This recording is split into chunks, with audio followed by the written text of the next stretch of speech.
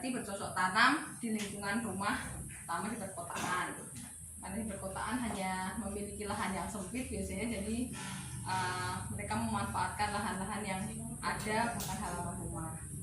Nah, konsep urban farming ini menawarkan solusi menciptakan lahan terbuka hijau, terutama di perkotaan dengan padatnya bangunan ya. Sekarang kita lihat di Salatiga aja, sudah jarang kita temui lahan kosong atau kebun-kebun yang kosong yang ditanami tapi isinya semuanya sekarang adalah rumah. Nah, hasil panen urban farming ini menyehatkan karena kita menggunakan prinsip pertanian organik untuk melakukan pertaniannya atau farmingnya. Jadi kita menggunakan pupuk dan pestisidanya pestisida organik. Nah, manfaat dari urban farming itu yang pertama menjawab krisis ruang terbuka hijau. Ya, seperti saya tadi bilang bahwa sekarang perkotaan sudah tidak ada lahan kosong sehingga banyak bangunan-bangunan tinggi. Nah, dengan adanya konsep urban farming ini yang memanfaatkan lahan untuk kebutuhan terutama di rumah tangga, diharapkan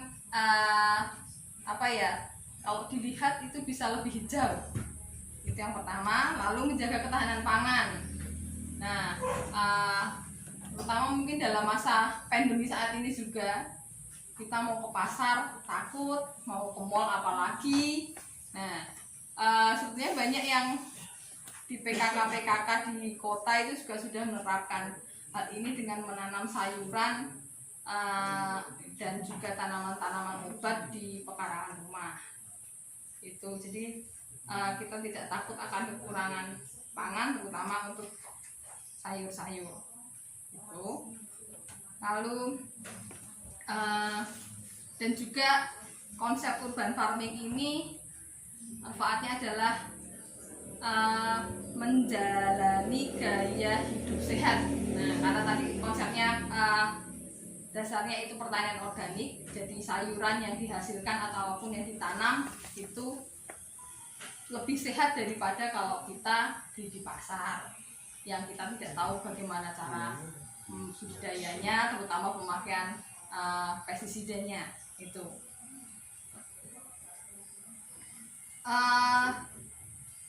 Jadi setelah kita tahu urban farming itu apa, kita di sini juga akan belajar definisi pertanian organik. Nah, menurut IFOAM, pertanian organik itu sistem perbaikan tanah. Jadi kalau tidak ada hubungannya dengan tanah, dia tidak bisa disebut organik. Contohnya hidroponik. Itu itu yang kita pahami dulu. Jadi walaupun hidroponik itu pakai pupuk, katanya pupuknya buatan sendiri. Nah, tapi karena tidak ada hubungannya dengan tanah, dia tidak bisa disebut organik. Itu. Jadi pertanian organik itu menopang kesehatan tanah, ekosistem lingkungannya, dan kesehatan di masyarakat. Lalu prinsipnya adalah memberi makan tanah, bukan tanaman. Kalau tanahnya sudah sehat, sudah subur, otomatis tanaman yang ditanam di situ itu juga akan tumbuh baik dan subur dan menyehatkan. Lalu untuk membuat pangan sehat dan organik itu standar organik itu wajib dilakukan. Maka harus memenuhi prinsip atau SOP budidaya organik dan melihat ekologi tanah dan peduli lingkungan. Lalu prinsip organik berhubungan erat dengan nilai moral, ilmu kejujuran yang berjalan. Jadi memang ada pertanian organik yang kalau kita lihat di retail itu sudah harus pakai logo organik. Nah, karena ini kita prinsipnya hanya untuk lingkungan sekitar, tidak sampai ke penjualan di luar, diharapkan nilai moral ini yang kita jual atau kita tanamkan. Jadi kejujuran, kalau memang kita budidaya organik ya kita tidak bisa mengatakan ini organik kalau kita menambahkan pupuk-pupuk kimia di dalamnya, atau hanya ada ulat sedikit kita beli pestisida di luar disemprot dan kita bilang itu organik, itu tidak bisa. Jadi kejujuran untuk budidaya organik itu diperlukan. Lalu penanganan pasca panen, kehigienisan dan proses pengolahannya itu juga diperlukan, terutama dalam masalah pencucian dan pengolahan. Sekarang kalau sudah sayurnya organik tapi kita mencuci mungkin dengan air yang kurang bersih, itu juga berpengaruh juga. Dan cara pengolahan yang salah untuk makanan itu juga akan mempengaruhi kandungan gizi yang akan terserap masuk. Jadi percuma kalau sayurnya sudah organik atau bahan pangannya organik tapi kita mengolahnya juga tidak betul, itu sangat disayangkan.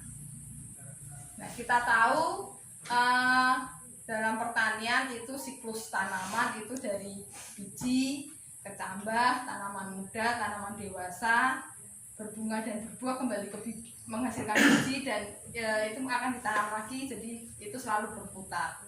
Jadi memang kalau di organik sih sebisa mungkin kita punya benih sendiri. Jadi tapi memang agak susah untuk melakukan pembenihan sendiri, terutama tanaman-tanaman yang memang dari sananya sudah dibuat tidak bisa ditanam ulang bijinya, atau kalau ditanam ulang pun hasilnya akan menurun. Itu memang agak susah. Nah, untuk hidup sehat itu sumber nutrisi yang kita butuhkan itu ada dua. Jadi dari indoor atau di dalam, dan juga dari outdoor untuk tanaman. Jadi dari biji kita melakukan germinasi. Nanti saya akan bahas germinasi itu apa, lalu kita akan berkembang menjadi sprout atau kecambah, dan setelah itu microgreen. Itu loh. Yang outdoor itu dari tanaman yang bayi atau dari microgreen tadi, bisa ditanam di lahan atau di polybag atau media tanam yang lain, menjadi dewasa, bunga, berbuah dan berbiji. Itu sumber nutrisi yang ada. Nah, untuk konsep halaman organik terutama di perumahan, pusatnya itu memang adalah rumah. Jadi seberapapun besarnya rumah dan halaman yang kita miliki, itu kita melakukan pendekatan organik, lalu melakukan manajemen limbah yang ada, lalu manajemen lahan dan tanamannya. Jadi pendekatannya organik tadi sudah kita menanam dengan media tanam ditambah pupuk, lalu manajemen limbah kita harus memanfaatkan limbah rumah tangga yang ada. Seperti kemarin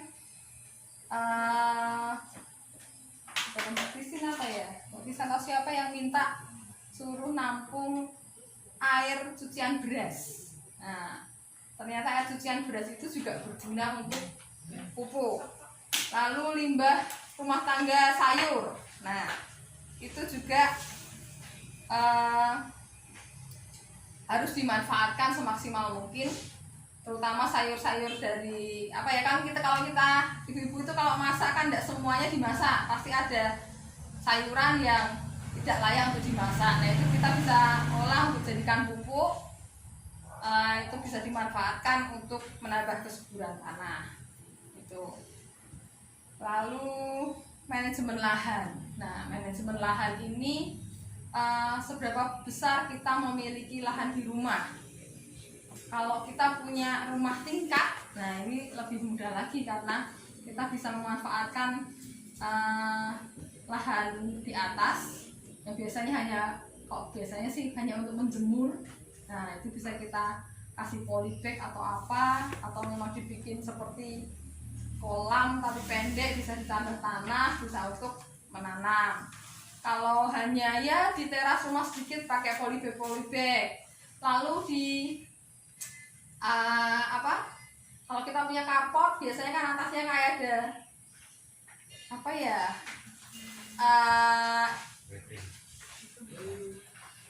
seng-seng atau kawat-kawat yang biasa untuk menutupi carport itu. Nah, kita bisa pasang di sana kawat yang nanti gunanya untuk menjalarkan tanaman. Nah, kita mungkin bisa lihat tempatnya Mbah Man itu di depan dia menanam anggur. Nah, itu seperti itu termasuk salah satu pemanfaatan lahan di depan itu saya lihat.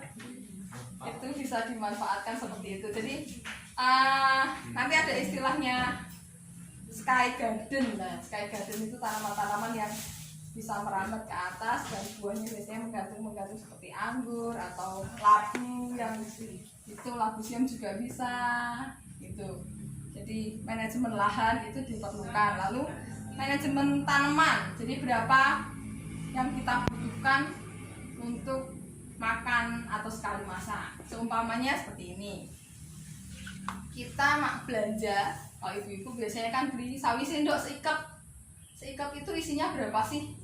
Paling hanya 3 atau 4 tanaman ya kalau besar-besar. Nah, kita kalau menanam terlalu banyak, nanti juga malah hasilnya tidak bagus karena ada persaingan makanan juga, jadi hasilnya kecil-kecil. Ya kita menanam secukupnya saja. Yang harus diingat adalah bagaimana persediaan sayur itu cukup untuk kebutuhan kita, memenuhi kebutuhan kita di rumah. Misalnya karena kalau kayak apa ya, sawi atau bayam gitu ya, kira-kira seikap itu seberapa, atau tadi sawi sendok butuhnya hanya 4-5 tanaman. Nah, kita memang harus rajin melakukan penyemaian, paling tidak ada jaraknya. Minggu ini kita melakukan penyemaian, lalu setelah agak besar 2 minggu lagi kita melakukan penyemaian. Setelah ini panen, ini sudah agak besar jadi sudah bisa dipanen. Jadi persediaan tanaman itu sayuran di rumah menjadi berkelanjutan seperti itu. Jadi tidak perlu bingung-bingung, wah hari ini saya nggak punya sayuran padahal saya nggak bisa ke pasar, seperti biasanya ibu-ibu ya. Nah, untuk germinasi mungkin sudah ada yang pernah mendengar. Germinasi itu apa? Germinasi itu benih yang dilembabkan. Jadi biji atau benih direndam itu, lalu habis direndam terus ditiriskan. Nah, dilembabkan itu germinasi. Nah, dalam germinasi ini yang paling banyak kita atau masyarakat perkotaan itu sekarang yang lagi ngetren itu adalah germinasi dari beras. Jadi beras utuh, beras pecah kulit itu bagus digerminasi. Kenapa? Karena pada saat dia direndam, dia akan memulai proses pertumbuhan, pemecahan enzim-enzim di dalam beras itu yang menguntungkan kita, sehingga vitamin yang ada di beras pada saat sudah digerminasi itu menjadi lebih baik bagi tubuh daripada kita langsung masak dari beras biasa langsung kering. Biasanya kan langsung dicuci langsung dimasak seperti itu. Nah, alangkah bagusnya kalau itu digerminasi dulu. Nah, sehingga sampai muncul bakal akar. Nah, untuk germinasi beras itu sekitar 3-5 hari bisa dilakukan. Jadi pada saat germinasi ini bisa dicuci untuk menghilangkan bau, dan memang harus dipilih beras-beras utuh. Itu. Nah, yang banyak dipakai itu biasanya beras merah. Ini juga sudah banyak dijual, kalau dilihat di online itu germinated rice itu sudah mulai diperjualbelikan. Jadi mungkin salah satu peluang bisnis juga untuk kita. Siapa tahu kita bisa melakukan germinasi lalu kita bisa menjualnya, karena emang mungkin seperti nenek-nenek kita dulu kalau masak beras merah itu kan biasanya direndam semalam. Nah, itu termasuk salah satu cara tadi, selain berasnya nanti kalau dimasak nasinya jadi lebih empuk. Yang kedua, beras yang utuh itu masih bisa pemecah enzim dari bijinya untuk bertumbuh. Nah, pemecahan itulah yang membuat vitaminnya dalam beras itu menjadi lebih baik. Lalu yang kedua yang biasanya digunakan oleh warga di perkotaan itu, selain tadi beras yang dijarinasi, juga kecambah. Jadi kecambah itu diharapkan memang kalau bisa kita mendapatkan benih dari benih-benih organik memang. Lalu direndam 6-7 hari. Kalau kecambah ini mungkin kalau di tempat kita sudah sering kita makan, terutama untuk kacang hijau. Nah, sebenarnya banyak benih-benih yang lain yang bisa dikecambahkan dan kita makan, tetapi memang jarang dijual atau dibikin oleh kita sendiri. Dan memang itu tadi seperti germinasi dan kecambah ini kita tidak butuh media tanam. Yang bisa digunakan untuk kecambah itu ada biji lobak, biji brokoli, lalu biji kubis, biji alfalfa. Tapi alfalfa saya tidak ngerti, bijinya kecil-kecil banget kayak kayak rumput seperti itu, tapi memang itu vitaminnya sangat bagus untuk pertumbuhan. Nanti bisa dilihat, dicari di Google biji alfalfa itu seperti apa. Kalau ini contohnya di materi ada, nanti bisa dilihat. Nah, yang ketiga itu adalah kita bikin microgreen.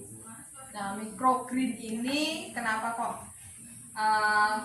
baik? Karena ternyata dari penelitian tanaman-tanaman kecil atau mikro ini vitaminnya lebih komplit daripada setelah dia besar, seperti bayam. Kalau semakin tua itu zat besinya semakin tinggi, tapi kalau masih mikro itu vitaminnya rata, jadi semua vitamin A apa gitu tuh rata, jadi tidak hanya zat besi saja yang tinggi. Jadi kalau orang tua biasanya kan tidak boleh makan bayam banyak-banyak atau kangkung banyak-banyak karena zat besinya ini tinggi. Kalau memang untuk orang tua dibikin microgreen, tapi memang untuk microgreen ini ada kelemahannya karena kita membutuhkan benih yang lebih banyak gitu. Dan keuntungannya tadi selain vitaminnya lebih merata, lalu waktu panennya itu hanya 10 sampai maksimal 21 hari. Itu paling tidak keluar 2 daun asli langsung bisa ini juga media tanam yang dipakai hanya sedikit, nanti kita akan praktek. Lalu ada juga tanaman yang biasa disenangi oleh masyarakat kota, itu rumput gandum. Ya, rumput gandum ini saya bawa bijinya, tapi saya tidak tahu itu masih tumbuh atau tidak karena sudah lama tersimpan di kulkas. Ini waktu panennya juga 10 hari. Kenapa rumput gandum? Itu antioksidannya tinggi, lalu klorofilnya itu bagus untuk tubuh. Dan kalau kemarin waktu saya ke Bandung itu dia dibikin jus. Nah, 1,5 gelas itu harganya 25.000. Itu kalau di perkotaan yang besar mungkin kita nggak doyan ya, karena rasanya ya benar-benar kayak rumput. Makanya kalau minum biasanya dikasih jeruk nipis sedikit gitu. Itu dibikin jus dan bisa 2 kali panen. Jadi nanti kalau sudah dipotong lalu dia tumbuh lagi, bisa dipanen sekali lagi, setelah itu harus diganti. Ya, untuk penanaman sampai sini ada yang mau ditanyakan? Karena prinsipnya kalau memang pertanian di perkotaan itu yang pertama memang hanya memanfaatkan lahan yang ada, gimana caranya supaya kita bisa memperoleh hasil dari yang seadanya itu tapi sehat dan kelestarian tersehat. Kalau prinsip penanamannya sama sih ya, dari benih mau disemai dulu, lalu langsung dipindah tanam, atau memang hanya kita mau bikin seperti ini tadi, microgreen. Dan memang ada 2 prinsip tadi yang kita memang harus butuh sinar matahari full atau tidak, karena yang microgreen untuk awal itu kita bisa disemai di tempat gelap, setelah agak tumbuh kita bisa bawa keluar supaya klorofilnya keluar. Tapi kalau hanya butuh seperti tadi kecambah untuk memenuhi kebutuhan gizi kita yang ternyata sangat bagus, itu tidak perlu cahaya matahari.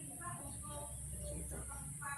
Kalau pola tanam, saya rasa tadi seperti kebutuhan kita seberapa banyak kita membutuhkan tanaman, itu yang harus dipikirkan. Jadi tidak menyia-nyiakan benih yang ada.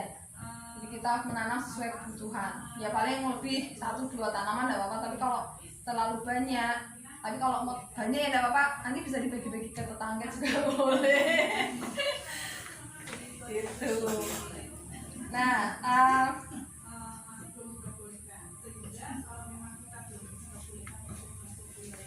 yang paling harus diperhatikan memang untuk penanaman di perkotaan ini, konsep tadi yang saya bilang rumah yang sehat, itu dari manusianya. Jadi untuk manusia itu rumahnya kan memang harus sirkulasi udaranya yang bagus, lalu pembuangan limbah-limbahnya juga tercukupi, terkelola dengan baik, kebutuhan air cukup, makanan sehat bisa tercukupi, dan cukup cahaya matahari. Lalu untuk tanah yang perlu diperhatikan adalah media tanam yang sehat. Jadi kita mau pakai tanah yang seperti apa, yang gembur dan berpori, kita harus tambahkan tadi bahan organik untuk kebutuhannya, air dan cahaya matahari juga. Kalau untuk media tanam, sebetulnya semua bisa digunakan. Pertama harus ada tanah dan pupuk yang standar itu. Lalu yang alternatifnya bisa ditambah cocopet. Tahu cocopet? Cocopet tahu. Cocopet itu dari sabut kelapa. Cocopet. Maksudnya kayak media tanam gitu. Iya. Koko itu kan kelapa. Sabut kelapa tapi dia sudah direndam, sudah diaris, jadi warnanya sudah cocopet namanya. Ampasnya kokopit. Bisa juga kadang ditambah pasir, lalu ditambah sekam, bisa sekam sekam mentah, maksudnya dari yang hasil penggilingan tadi, atau arang sekam. Bagusnya sih mengarang sekam. Bedanya, maksudnya hasilnya juga beda nggak pakai sekam yang karbonnya lebih. Dan mungkin untuk dekomposisinya juga lebih mudah kalau sudah jadi arang. Kalau masih sekam mentah itu kan masih ada lapisan lilin kalau di gabahnya itu.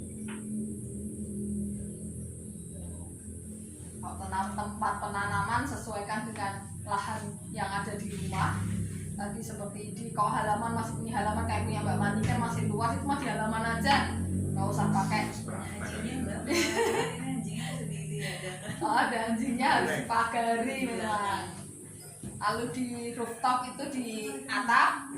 Lalu vertical garden, mungkin ada yang pernah lihat, ada yang nanam pakai peralon, ada yang nanam pakai polybag tapi dibikin taraan seperti itu. Itu vertical garden. Yang saya bilang sky garden tadi seperti punyanya Mbah Mon ini depan kantor Teruka itu, dia bikin kayak anjang-anjang, lalu tanaman menjalar bisa ditanam di situ.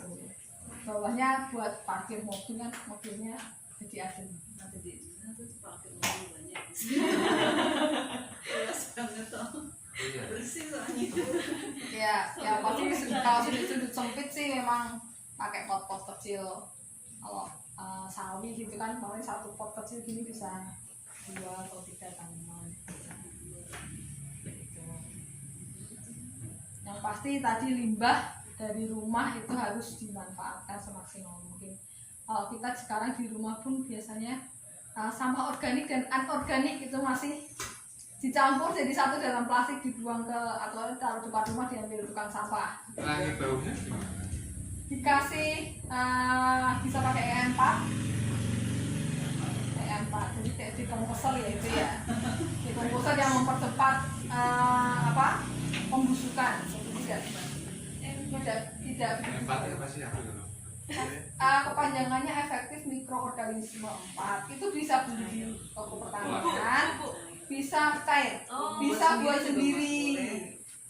Nah, kalau buat sendiri bisa dengan buah-buah yang busuk, bisa dikasih gula sama kasih kaudan gula ya, gula aja sama air sedikit, kasih tetes tebu. Kayaknya Mbak Eko masih punya sisa tetes tebu di situ. Bisa juga air cucian beras dikasih ragi tape. Aku saya empat loh. Buat sendiri ribet. Gitu ya. Beli mungkin 20.000 ya, sekarang satunya rata 18.000 saya tambah. Bisa tante kaki. Kalau punya nasi, nah biasanya kan dibuang tuh, kalau sisa dijamur kan. Nah lalu dikasih air, itu pun jadi pupuk. Nah nanti disaring untuk disiram ke tanaman, tanahnya itu sudah menjadi pupuk, bisa mempercepat tanaman jadi baik. Jadi sebenarnya limbah-limbah sayuran, makanan, kalau kita ada yang budidaya cacing sih kayak kardus bekas itu pun bisa dimanfaatkan. Kalau micin itu termasuk pupuk nggak? Micin itu sebetulnya bukan pupuk. Apa ya? Kok biasanya Ya, saya kurang paham rumus kimianya apa ya. biasanya pada pakai ini micin. Ya, rumus kimianya apa? Ada dia mengandung N, ada unsur N-nya apa-apanya gitu. Saya tidak tahu rumus kimianya, jadi memang katanya disiram micin sama garam itu jadinya, kok garam jarang-jarang itu bisa membuat hijau daun tanaman. Oh, buat hijau. Micin apa garam? Garam, tapi garamnya jangan banyak-banyak. Itu tidak sesuai dengan prinsip organik. Jadi dilarang ya.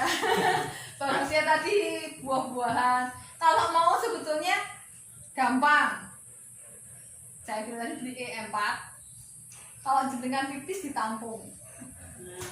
Nah, jangan masukin kloset. Nah, ditampung. Tapi harus ditambah dengan E4 untuk mengurangi baunya. Nah, nambahinnya langsung apa ditunggu berapa hari? langsung apa-apa. Itu sama kayak fermentasi daging sapi ya Pak. Tapi harus didiamin berapa hari atau bisa langsung dipakai? Kalau Diamin air berapa hari dulu. Oh. berapa? 3 hari. Nah, 3 3 hari hari. tidak apa-apa. Kalau langsung bayar? Kalau langsung mati biasanya. Kalau banyak nanti. Ya, lalu banyak mati. Itu pun nanti kalau sudah difermentasi, itu nanti kalau mau nyemprot itu ditambah air. Oh. Begitu. Jadi urin pun berguna untuk Kesehatan. Jangan lupa kumpulin botol aku. Jadi jangan salahkan petani kalau dia pipis di lahan. Gitu. Jadi apapun untuk untuk tanaman yang kita ingin tanam, terutama di rumah, itu sebenarnya kebutuhan pupuk dan air biasanya akan tercukupi dari limbah yang ada. Nah, kita akan praktek membuat microgreen. Tapi saya yang benih yang paling baru adalah sawi bakso ini. Jadi nanti bisa ditanam di situ. Nanti setelah tumbuh kira-kira 7-10 cm, nanti kita panen, kita bikin sampah. Gitu. Tanya. Oke, kalau ada yang bertanya silahkan. Ini kan pemasakan tadi kan harus masuk masaknya. Oh ya. Kemudian, nah intinya selain masak khusus kan kita tidak tahu loh. Misalnya tadi salad. Iya. Selain itu untuk Mas Ai caranya bagaimana? Sebetulnya dari kalau microgreen ini memang kebanyakan dibikin salad atau kalau mau mentah ya hanya Malah. salad buah itu salad sayur itu jangan dipikir kayak di resto apa yang harus ada mayones, harus ada apa, tapi pecel itu pun sudah salad ya Mas ya. Betul ya. Nah itu pun sudah sehat. Sangat. Nah bagusnya memang kalau microgreen mentah. Jadi saya ngesek mesin tak tau. Nah, kalau gesek-gesek habis karena memang sedikit dan dicuci aja. Karena percayalah masa di rumah ya disemprot-semprot pakai pestisida kan, dan kan kita budidayanya dengan organik. Nah kalau Kurang yakin. kurang yakin ya emang kalau yang tidak suka mentah memang agak Jangan gimana, gitu. disiram air panas dulu. Wah. Betul. Dijak. Jangan direbus yang pasti. Jangan. Nah lebih sehat lagi kalau memang kurang suka dengan pecel, sebetulnya kalau kita punya minyak wijen itu hanya dicampur aja, dikecori jeruk nipis. Nah bisa juga kita bikin dressingnya pakai alpukat. Wah. Ya, alpukat di jus, terus dikasih jeruk nipis. Nah kita bisa bikin dressing pakai itu. Ya bisa ditambah buah atau ditambah sayur yang lain yang seperti apa, kol bit, kol merah atau kol ungu, selada. Biasanya kalau terlalu lama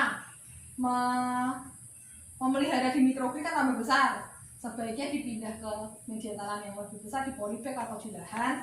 Nanti didewasakan kita bisa dapat dari situ oseng-oseng, sawi, kangkung dan lain sebagainya. Terima kasih. Ada lagi yang mau ditanyakan? Mungkin Mas Bimo mau tanya. Oh Mas Bimo mau tanya. Kayaknya udah nyiapin pertanyaan. Saya malah tidak melihat Bimo membelakangi Bimo, maaf Bimo. Kalau dilihat dari judulnya kan Urban farming. garden Ya. urban farming Iya. urban farming nah, Media. kalau urban farming itu berarti setahu saya, sepemikiran saya itu pertama urban farming itu udah jadi bukan lagi sekedar kegiatan memberi kebutuhan, tapi itu udah masuk kepada gaya hidup. Pertama itu. Kedua, kalau misalnya urban farming pasti sekarang itu kan di kota, berarti itu kalau saya kebanyakan melihat itu pasti memperhatikan juga sisi dekorasinya, sisi estetikanya, bentuk-bentuknya. Makanya kalau di urban farming itu ya pasti ada penataan di mana. Jadi sebenarnya kalau saya melihat bukan hanya memanfaatkan tempat yang kosong ya, tapi bagaimana tempat yang kosong itu bisa ditata sedemikian rupa sekaligus menghasilkan.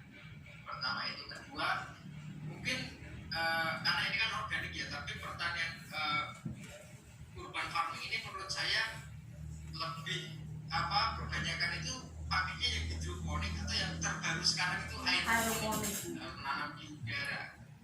Nah itu kenapa mereka pakai itu, karena mungkin kalau di kota, karena saya sendiri mengalaminya sih. Kenapa mereka pakai hidroponik dan itu sangat cocok perkotaan? Pertama karena itu nggak membutuhkan lahan yang banyak, nggak membutuhkan istilahnya, nggak membutuhkan pemakan tempat.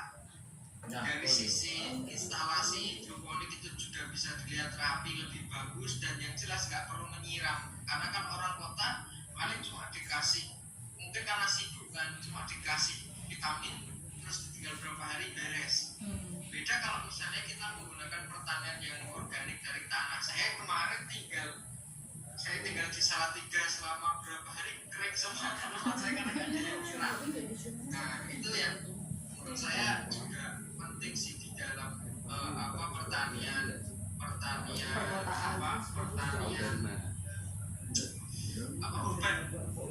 urban ya, saya pikir pertanian urban, karena ya gimana ya, pertanian urban ini proyek bukan untuk memenuhi, ya ada sih sisi memenuhi kebutuhan, cuma teman-teman lebih kepada gaya hidup gitu, bukan untuk mengejar kayak misalnya berpetani untuk keuntungan gitu. Makanya kadang pertanian organik, pertanian urban ini kadang memang jadi dilema satu sisi itu jadi gaya hidup, tapi satu sisi karena agak simpel biasanya pakai pupuk yang biasa mereka kan untuk kemudian menyisihkan misalnya memilah sampah, bikin fermentasi, karena ya itu tadi kalau di urban itu kan berarti sibuk ya, jadi waktu itu kan bukan butuhkan waktu khusus ya. Nah, jadi memang butuh sendiri sih, butuh waktu sendiri, dan ya itu sih menurut saya begitu. Jadi kalau untuk pertanian, dan biasanya kalau untuk pertanian yang urban ini biasanya tanaman-tanaman yang dibudidayakan itu biasanya memang agak unik-unik sih, kayak semisal kali, kayak semisal apa tadi yang gandum, rumput gandum itu. Jadi nggak tanaman yang umum gitu.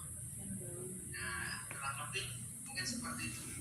Jadi ya kalau untuk tanah bisa sih, cuman kalau saya melihat itu lebih kepada apa ya, gaya hidup gitu, bukan semacam gerak atau tapi lebih semacam gaya hidup yang itu akhirnya menambah nilai estetis, menambah nilai apa ya, yang saya bisa pamer di Instagram dan story dan lain sebagainya. Nah, kurang lebih seperti itu ya, nggak menyalahkan tapi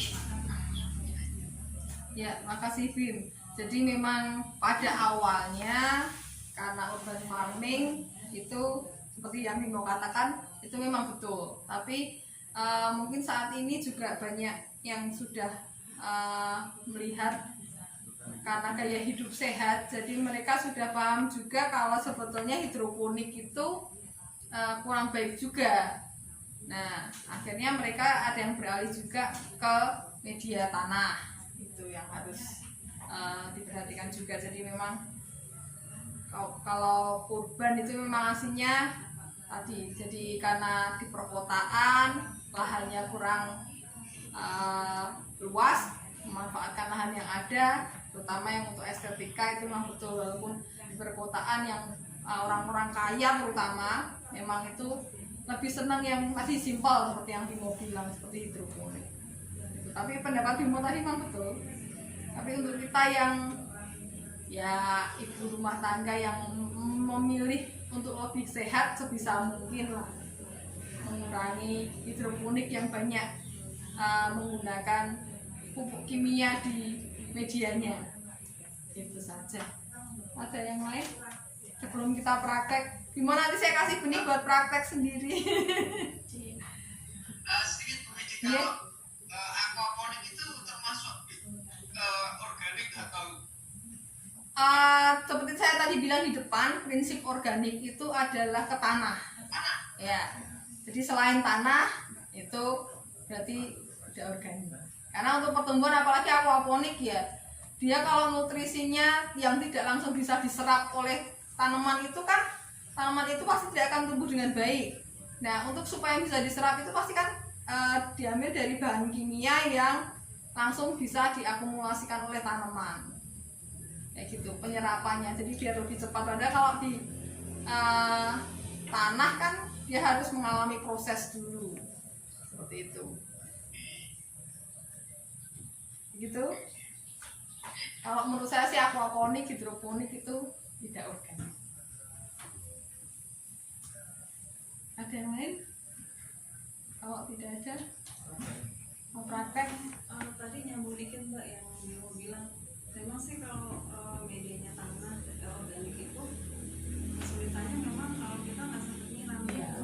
Nah, aku juga pernah sehari aja nggak usah kayak Bimo, bisa berhari-hari itu tuh udah rebah semua, jadi maksudnya tuh daunnya gini tidur semua. Walaupun saya tuh disiram besoknya memang Segar lagi. memang apa namanya memang harus manajemen waktu juga sih, sekalipun itu urban farming, tapi juga kalau buat orang yang sibuk pikir agak ribet sih, agak ribet juga. Dan kalau hidroponik, karena aku lagi nyoba juga di rumah hidroponik, itu memang repotnya tuh kan air harus ngalir. Begitu listrik mati tuh air ngumpul semua, nggak karu-karuan gitu. Jadi masih memang harus terus kan, dan memang nggak organik gitu karena nutrisinya itu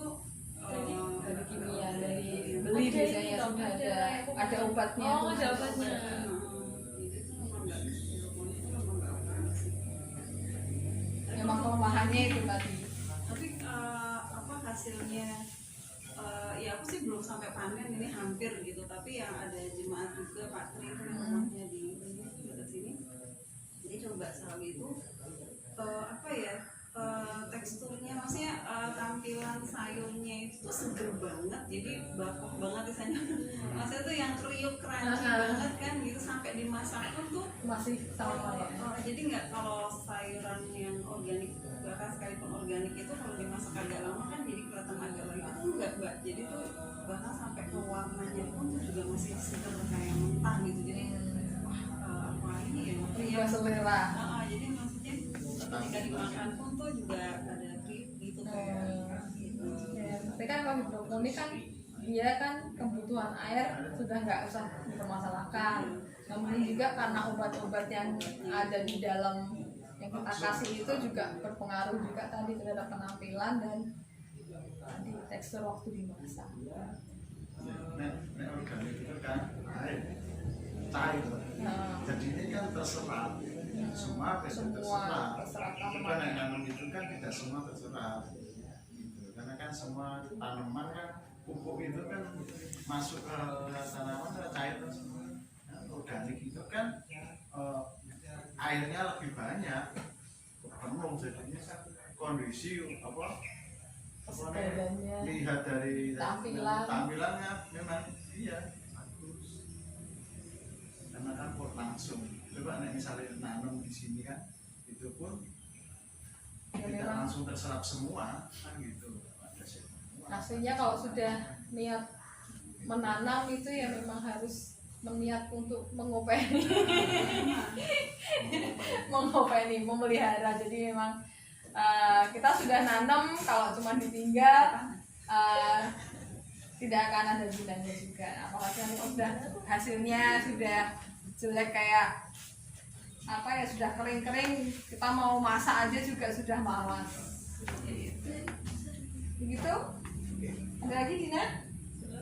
Jadi itu juga mbak apa namanya di masa pandemi kayak gini kan orang-orang jadi banyak mengisi waktunya kan dengan Bercocok tanam. mau tanaman sayur, mayur, buah-buahan dan sebagainya. Tapi sekarang yang lagi bagus itu juga yang daun apa itu? Daun apa sih? Apa sih itu yang daya jualnya? Aglonema ini bunga.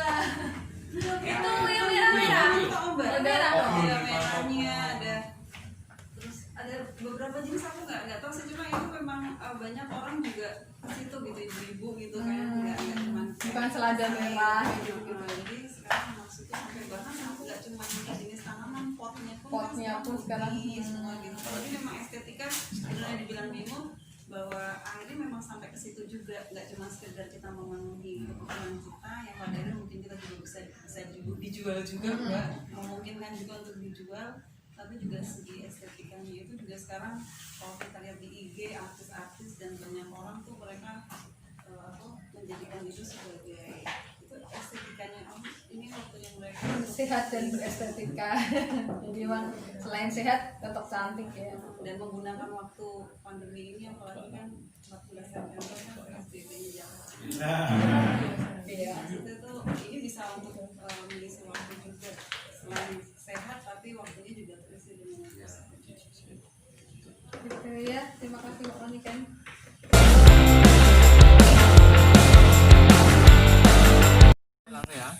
Kalau di ayam kan sudah ada sekamnya. Oh gitu. Tanahnya mana? Ini loh. Oh kita.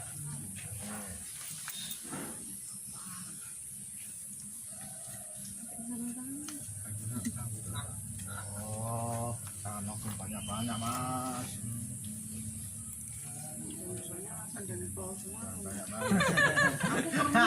Aku pernah mbak kayak gitu gembel semua ya. Nggak apa-apa.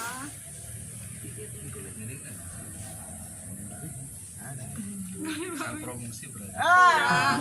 Di ini banyak kok. Aku kan cuma Pasti harus rata aku yang kan cuma menjawab. sebelumnya bisa di ya, paling nggak 1:1 ya kalau untuk Kalau untuk media semai biasanya 1:1 tanah dan pupuknya. Ini yang pertama mau yang mana ini? Yang ini aja Bu. Ini nanti saja. Ayo, sini Mas. Ini juta ada nih. Oke lah. Ayo Dina. Beningnya. Yang megangin biar dia bagus aja Pi. Dia bagus pada ini sendiri. Yang mau bikin berapa sih Gak apa-apa microgreennya? Sesuai peserta 4 aja. 4. Ini semuanya mau ditanam ini toh, kayak bakso toh. Kayak bakso yang mau Ya mau apa ditanda sama Satu apa? ini beda-beda toh. Bisa itu tadi apa namanya? Bunga matahari boleh? Iya, aku mau bunga matahari. Oh, sekarang disisir ya. Satu lagi. Yang lainnya masukkan di spray aja Pak. Siapa mau? Satu lagi. biar nanti Kita ada mana? semua mana sama semua. Orang banyak. Yang kecil-kecil kayak Berarti kalau bisa disemai di sini nanti dipindah kalau udah berapa sentimeter tadi? Iya, kalau sudah keluar daunnya kalau yang sawi dua, bakso nggak usah dipindah ya, langsung mau dibuat Oh, daun mau dua. dibuat salad. langsung. Pindah di Kalau yang piring. ini nggak usah dipindah ya. Pindah di piring, Din. Enggak, yang ini juga bisa buat salad kok, enggak apa-apa. Dimakan boleh. Oh iya toh, bunga matahari. Tapi kalau mau dipindah ke piring juga boleh nih. Bunga matahari. Bukan suka. Kok bisa langsung pangan? Enggak. Lo enak. Sambahnya enak kok. Oh, Coba. Ini ya, gitu. benihnya langsung di maksud kurang enak ya itu mentah. Ini benihnya disebar. Masih ngomong enak toh. Oh, Disebar merata gini.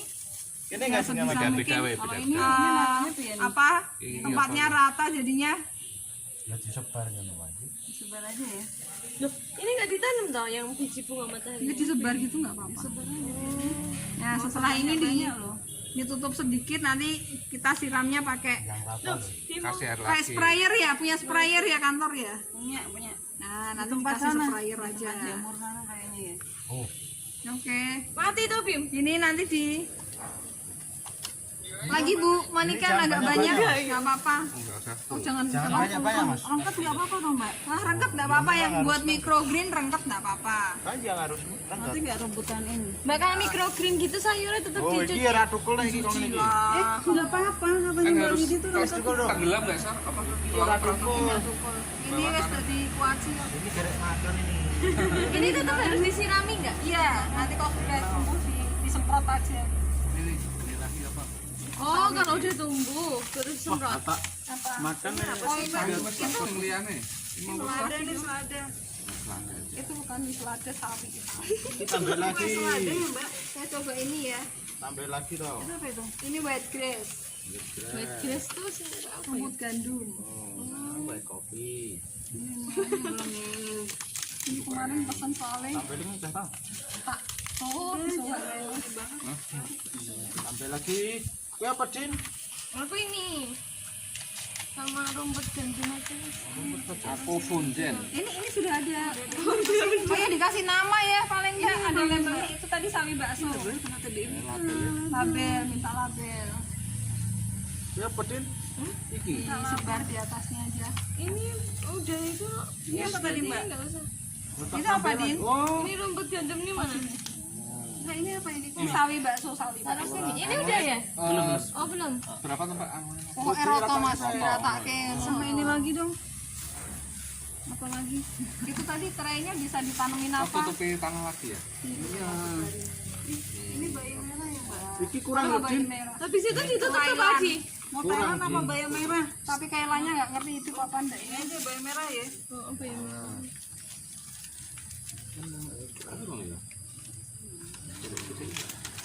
Ini tulisin dulu, ntar lupa loh ini. Enggak ya? Sawinya 2, white grassnya 2.